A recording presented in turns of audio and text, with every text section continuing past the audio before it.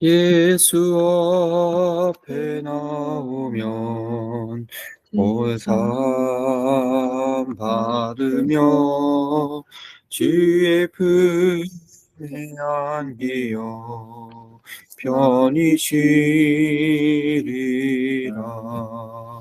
우리 주만 믿으면 모두 구원 얻으며 영생 복락 면류관 확실히 받겠니. 예수 앞에 나와서 은총을 받으며 마음의 기쁨 넘치어 김사리라. 우리 주만 믿으면 모두 구원 얻으며 영생 복락 면류관 확실히 받겠네. 예수 앞에 설 때에 흰 옷을 입으며 밝고 빛난 내 집에 길을 삼으리라. 우리 주만 믿으면 모두 구원 얻으며 영생 복락 면류관 확실히 받겠네. 후렴입니다. 우리 주만 믿으면 모두 구원 얻으며 영생 복락 면류관 확실히 받겠네. 하나님 감사합니다. 이 시간 주 앞에 나올 수 있도록 허락해 주셔서 감사합니다. 주 앞에 나오기만 하면 모든 죄악의 짐을 다 하시게 되고 하늘의 기쁨과 소망이 충만해지는 그런 복된 삶은 우리에게 있는데, 하나님, 우리가 때로는 주 앞에 나아가기를 게을리할 때가 있으면 주 앞에 고백합니다. 주여 불쌍히 여겨주시고 우리 남은 제자교회 하나님 날마다 주님을 찾는 교회가 되게 하시고 더 많은 영혼들이 정말 참된 길을 찾는 영혼들이 주 앞에 나와서 주님의 그 회복과 주님께서 주신 복을 누리는 그런 교회가 되시도록 인도하여 주시옵소서. 감사하며 예수님의 이름으로 기도합니다. 아멘. 하나님 말씀 요한복음 8장 1절에서 11절까지입니다.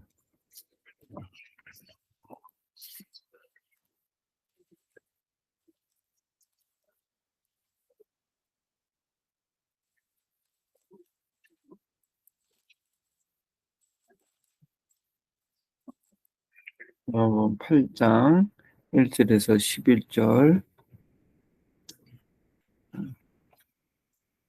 제가 1절에 있습니다.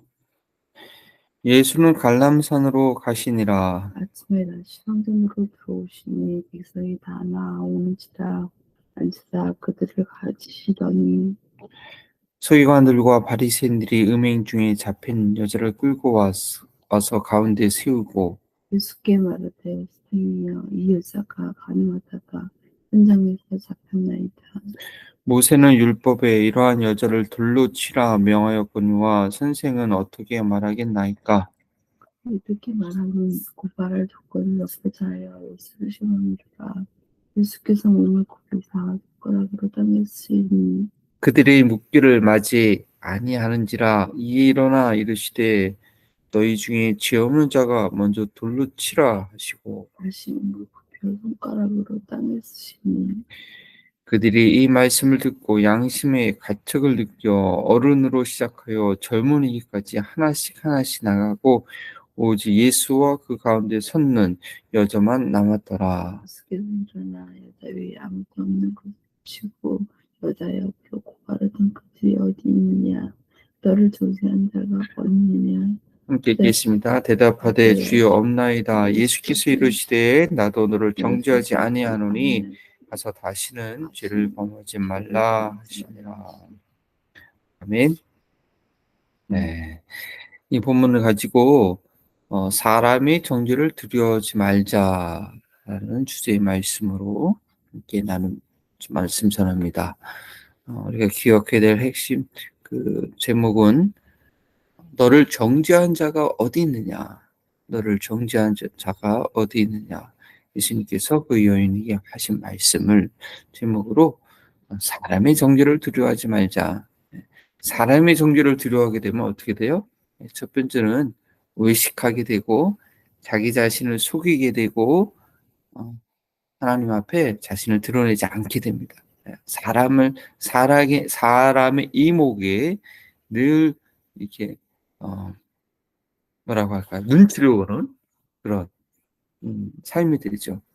사람의 정죄를 두려게 되면 또 어떤 형상이 나타나면 어떤 사람들이 그렇게 해야 되냐면 믿음으로 말미암아 하나님께 의롭다함을 얻었다고 하는데 하나님께 의롭다함을 여긴 그런 하나님과의 관계가 아니라 사람을 의식하게 되는 거죠.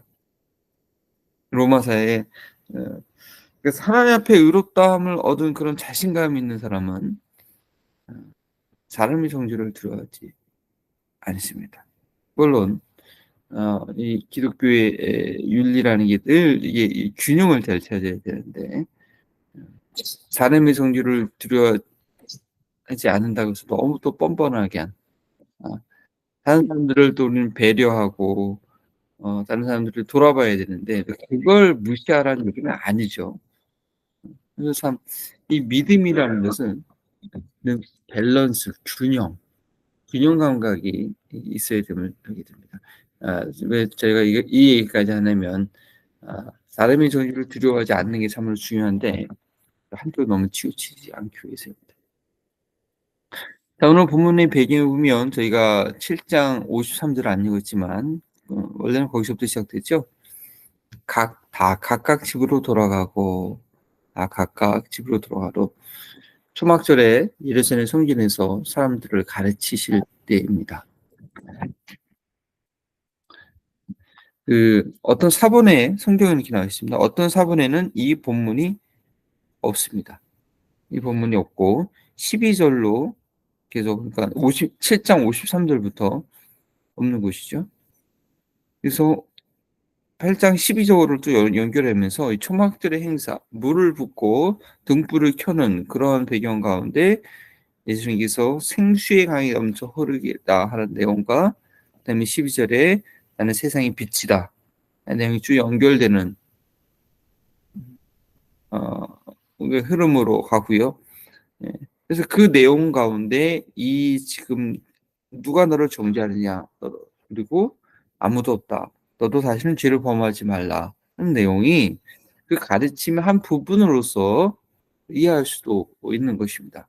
그래서 이것이 이 요한복음의 초막절에서 가르친 내용의 흐름을 깨는 게 아니라 생수가 넘치게 한다.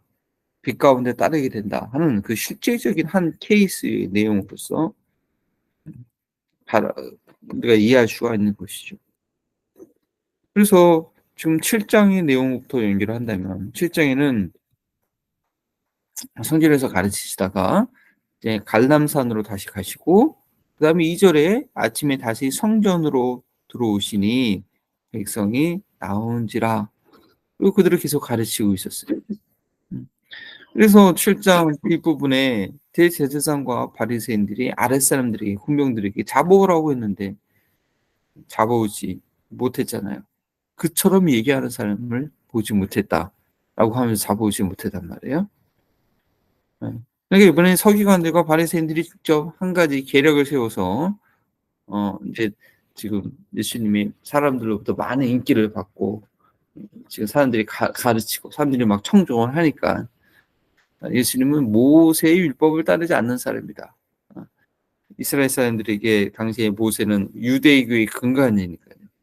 모세를 흔들면 모세와 연관이 없으면 참선인자가 아니라는 그런 인식이 있기 때문에 일부러 예수님을 시험하기 위해서 이런 계략을 짠 것입니다. 그런데 진짜 그 아랫사람들이 이와 같이 얘기하는 사람은 우리가 찾아보지 못했나이다 한 그 내용을 증명하듯이 엄청난, 정말 인류 역사상 어떤 선인들도 어떤 현인들도 이렇게 얘기하는 것은 기록에 잡아보지 못한, 소크라테스도 뭐 플라톤도 공자도 맹자도 뭐 이런 얘기를 했다는, 무슨 제가 책을 많이 안 읽어서 그런지 모르겠지만, 그러니까 그 아랫사람들이 한 그 말을 증명하는 듯한 그런 말, 죄 없는 자가 먼저 돌을 쳐라. 치지 말라는 얘기도 아니에요. 치지 말라고 하면 모세율법과 반대가 되니까. 그렇죠? 치지 말라는 얘기도 아니고. 하지만 죄 없는 자가 치라고 했을 때 그들이 다 물러가는 그런 결과를 갖고 왔죠. 근데 이들의 그 상황을 보면 참 불합리한 상황입니다. 이 모세와 대립각을 만들기 위한 교묘한 질문인데 왜 여성만 데려왔냐 이거죠. 간음하는 현장에 잡혔으면 원래는 그 신명기 내용이나 그 모세 율법 자세 보면 남자에 대한 책임, 예. 그 남자가 그렇게 남자에 대한 그 뉘앙스 자체가 남자에 대한 책임을 더 많이 강조했는데, 아니 간음을 주도한 남성은 어디 가고 여성만 데려왔냐 이거예요. 예. 그러니까 이게 참 아주 불합리한 상황이고, 여기 보면 본문에도 예수를 시험하고자 고발할 조건을 얻고자 그렇게 한 내용을 설명하고 있습니다. 그리고 예수님도 친히 그걸 알고 있었고요. 예, 친히 알고 있었고. 근데 예수님께서 그들의 일을 들으면서 이렇게 얘기했을 때 어떻게 하느냐. 몸을 굽혀서 갑자기 사람들이 가르치기 이렇게 앉아서 가르치다가 여성을 끌고 데려오고 이 여자 간음했습니다. 돌로 모세 율법은 돌로 치라고 했는데 당신은 어떻게 말할 것입니까? 그랬을 때 말은 하지 않고 갑자기 몸을 굽혀서 손가락으로, 막대기도 아니고 손가락으로 이렇게 글씨를 쓰시는 거예요. 네. 뭐라고 쓰였을까요? 옛날에 어느 분이 설교할 때 이걸 기억하시면 알 텐데, 뭐 어떤 분은 모세 율법을 썼다는 얘기도 있고, 어떤 사람들은 극적으로 표현하기 위해서 사람들의 이름을 하나씩 다 썼다는 거예요. 거기 막 고발하는 사람들. 예. 근데 거기 뭐냐, 그 이름이 다 그 여성이나 다른 여성들하고 가늠한 어떤 남자 이름하고 그 왔던 남자 이름하고 또 암흑의 여성 이름, 이런 사람 이름을 썼다는 거죠. 예, 그러니까 사람들이 그걸 보고서는 막 깜짝 놀라겠죠. 어떻게 저 사람이 나를 알고서는 썼을까? 근데 그거는 좀 극적인 표현이고 사실은, 왜냐면 7절에 그렇게 몸을 굽혀서 손가락으로 땅을 계속 쓰고 있으면 뭘 봤을 거 아니에요? 근데 그들이 묻기를 마지 아니하는지라 계속 묻는 거죠. 당신 어떻게 할 거냐? 어떻게 할 거냐? 예. 근데 그거 자기 이름 쓴 거 보면서도 막 묻기는 쉽지 않을 것 같아요. 뭐 그럴 수도, 뭐 쓴 거 잘 못 봐서 그럴 수도 있겠지만, 그러니까 이제 이에 계속 사람들이 물으니까 어쩌면 예수님은 관심 없다는 듯이 그냥 이렇게 뭐 글을 써준지도 모르겠어요. 하여튼간 이 예수님께서 사람들이 막 물었을 때 거기에 반응하지 않고 땅에 엎드려서, 아니 몸을 굽혀서 손가락으로 글을 쓰신 장면은 또 하나의 명장면이기도 해요. 우리에게 어떤 의미를 주는 거는 많은 사람들에게 상상력을 자극하는 그런 행동이에요. 그런데 반대급부로 일어나서 땅에 이렇게 엎드려 있다가 일어나니까 너무 확 드러나겠죠. 그다음에 중요한 얘기를 합니다. 뭐라고요? 너희 중에 죄 없는 자가 먼저 돌로 치라. 와, 너희 중에 죄 없는 자가 또 먼저 시작하라는 거예요. 죄 없는 자가 있으면 돌로 쳐라. 그리고 다시 몸을 굽혀 손가락으로 땅에 쓰시니. 그래서 막 그 설명이 맞기도 해요. 처음에는 막 흥분해 가지고 예수님이 땅바닥에 뭔가 썼는데 그 관심을 못 가졌었어요. 일어나서 얘기를 하고 또다시 땅바닥에 손가락으로 쓰시니까 그제서야 그 땅바닥에 쓴 이름, 여상 이름, 자기가 죄를 간음했던 여성의 이름과 또 자기 이름 봤는지 모르지 않으면 그 말 자체에 이 말을 듣고 양심의 가책을 느껴서 사람들이 이거 봐요. 근데 어른으로 시작해서 젊은이까지 하나씩 하나씩 나가고 오직 예수와 그 가운데 섰는 여자만 남았더라. 그렇죠. 근데 참 어쩌면 감사한 거, 어쩌면 이 사람들이 양심이 있는 거죠. 양심이 있으니까 자기 죄를 알고 인정하고 더 이상 그러지 못하고 돌이킨 것. 어떻게 보면 이 빛의 비침을 받아서 어둠이 물러간 그런 상황일 수도 있고 자기 죄를 깨닫는 그런 어떤 약간의 가능성을 보는 그런 상황이기도 합니다. 그래서 오직 예수와 그 가운데 서는 여자만 남았더라. 그다음에 예수님께서 하신 말씀이 너를 고발하던 이들이 어디 있느냐. 그 누가 여인을 정죄할 수 있는가. 그래서 이 죄를 감출 수 없는 인간들은 다 물러났다는 거예요. 누군가 나의 죄를 막 지적하고 그거를 정죄하고 막 그러할 때 예 사실상은 그들은 그럴 자격은 없는 예 모든 사람들이 범죄하였으며 하나님의 영광에 이르지 못했다라는 그 말씀을 믿는 사람이라면 받아들이는 사람이라면 자기가 죄인이라서 예수님을 필요로 하는 사람 아는 사람이라면 이처럼 예수님의 말씀 앞에 정죄할 사람은 없고 다 도망가게 돼요. 예. 특히 이제 그리스도인이라고 한다면 더 그렇고요. 그 그리스도인이 아닌 그런 자기 죄를 모르는 사람이라 할지라도 사실은 그들의 정죄는 효력은 없는 거죠.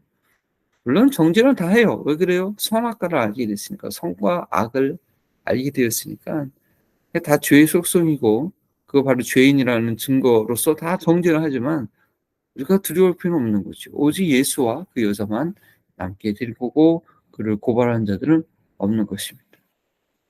물론 사람들의 권명과 훈계는 새겨 들어야 하지만 사람들이 하는 정죄를 우리가 두려워할 필요는 없다라는 것입니다.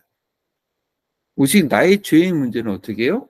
예수님 앞에서 단둘이 해결해야 될 문제이지 같은 죄인이 인간이 해결 문제가 아니다. 우리 예수님 앞에서 어 예수님과 은밀하게 단둘이 해결해야 될 그런 문제인 것이죠. 그리고 예수님께서 친히 그 사람들의 정죄를 막아 주십니다. 물론 우리는 야고보서에 있는 말씀처럼 서로 죄를 자복하며 영낫기를 위해서 구하지만 그거는 막 정죄하고 저런 사람이었구나 막 그런 게 아니에요. 그런 공동체에서는 죄를 자백하는 일을 할 수가 없어요. 하면 안 돼요. 예. 그건 아니죠. 그러니까 어느 정도 공동체가 영적으로 성숙해야지 그것도 가능한 건데 그건 아니고 어 어 그래서 우리 그런 것도 필요하지만 궁극적으로 해결해 주시는 분은 우리 예수님이시고 모든 정죄를 막아 주시죠. 사람이 하는 정죄로 인하여서 우리는 그래서 두려워할 필요가 없고 숨을 필요가 없다는 것입니다. 예수님 앞에 서는 것이 중요합니다. 그래서 내 마음 가운데 정죄감이 들 때마다 어떤 주의 음성을 들어야 되냐면 "너를 고발하는 이들이 어디 있느냐?"라는 예수님의 음성을 들을 수 있어야 돼요. 정죄를 누가 하는 거냐면 사탄이 하는 거거든요. 사탄의 정죄받은 그 존재, 사탄이 하는 가장 메인 잡이거든요. 그 음성에 그거에 우리 절대 속아서는 안 돼요. 그다음에 마지막에 그러고 나서 주님께서 뭐라고 하시냐. 그 여인이 대답하되 주여 없나이다. 우리도 그렇게 얘기할 수 있어야 되는데 이 예수께서 이르시되 이 마지막을 놓치면 안 돼요. 나도 너를 정죄하지 아니하노니 가서 다시는 죄를 범하지 말라 하시니라. 예. 그렇다고 죄가 없는 것처럼 뻔뻔하라는 것은 아니죠. 죄가 있는 건 있죠. 예, 죄가 있죠. 물론 여성만 들어온 그 서기관과 바리새인들은 더 악한 것이지만 죄가 있죠. 여인도 죄가 있죠. 예. 그리고 주님께서는 분명 다시는 죄를 범하지 말라고 단호하게 말씀하셨습니다. 단지 정죄감에 매몰되지 말라는 것이지 말라는 것이죠. 왜냐하면 정죄감을 이 정죄감, 죄책감 이거는 죄를 짓지 않게 하는데 전혀 도움이 되지 않습니다. 죄 앞에 더 무기력하게 하고 죄의 밥이 되게 만들지 정죄감, 죄책감 이거는 우리를 죄를 이기는데 전혀 도움이 되지 않아요. 나도 너를 정죄하지 않으니 예수님은 우리를 정죄하러 오신 분이 아니라 그 사탄의 정죄로부터 우리를 건져주기 위해서 오신 분이죠. 우리 용서와 용납이 치유와 회복을 가져다 주는 것이죠. 그래서 우리에게 필요한 것은 분별을 하되 분별을 하되 정죄의 자리까지 가면 안 되는 거예요. 예수님께서도 이게 산성순을 얘기하면서 거짓 선지자를 조심해라. 열매 없는 자들을 조심해라. 왜 저 사람은 열매 없을까? 나쁜 사람이야. 그럴 필요까지는 없어요. 다 이유가 있겠죠. 뭐 하나님이 하신 일이죠. 정죄의 자리에 간다는 것은 사탄의 자리에 올라가는 거거든요. 사탄에게 지금 속고 있다는 거. 근데 분별은 하죠. 우리가 나는 그렇게 하지 말아야겠다. 나는 그 길을 따라가지 말아야겠다. 분별을 해야 되는데 저주하거나 정죄에 빠지면은 안 되는 것입니다. 그리고 그 정죄하는 것은 같은 그 죄의 구렁텅이에 빠지도록 직진하는 거죠. 로마서에 있는 말처럼 정죄하는 예수님께서 말씀하신 것처럼 헤아리는 그 헤아림으로 네가 헤아림을 받을 것이다. 나쁘다고 얘기해놓고 자기도 같은 그 죄를 짓는 빠지는 참 이 분별과 정죄가 한 끗 차이인데도 우리 그리스도인들 날마다 성화되는 과정은 왜 죄의 영향력을 받지 말아야 되니까 분별해서 따라가지 않되 정죄의 늪에 빠지지 않는 그런 분별이 그러한 지혜가 능력이 필요합니다. 나도 너를 정죄하지 아니하노니 바로 이것이 우리 예수님께서 우리에게 기회와 새 생명과 그리스도 안에서 새롭게 되는 그런 놀라운 복음의 선포입니다. 거기서 끝나는 것이 아니라 가서 다시는 너도 죄를 범하지 말라. 까지 가는 것이죠. 다시 죄를 범하지 않으시는 방법은 좀 확대해서 산다고 한다면 다른 사람들이 정죄를 두려워하지 않고 예수님께 나가서 용서와 회복의 치료를 가지고 또 다른 사람들을 정죄하는 것이 아니라 분별해서 정죄의 자리까지 나가지 않을 때 우리는 궁극적으로 사탄의 올무에서 벗어날 수 있게 되는 것입니다. 첫 번째 단계는 사람들이 정죄를 두려워하지 않는 것입니다. 그리고 주님 앞에 쓰는 것입니다. 내 안에 사람들이 정죄를 두려워하지 않더라도 내 안에 사탄이 주는 그런 죄책감과 눌림이 있을 텐데 그걸 가지고 주님 앞에 나아가야 됩니다. 그래서 이 시간 우리가 함께 기도할 때 정죄를 두려워하지 않고 정죄의 자리에 또 빠지지 않도록 기도하도록 하겠습니다. 아버지 하나님, 이 시간도 주님의 도움을 구합니다. 하나님, 우리의 영혼의 교육이 하시고 우리의 심령이 새로워지게 하여 주시옵시고 아버지 하나님, 참으로 분별하게 하되 정죄하지 않는 그런 사랑의 마음을 아버지 우리에게 허락하여 주시옵소서.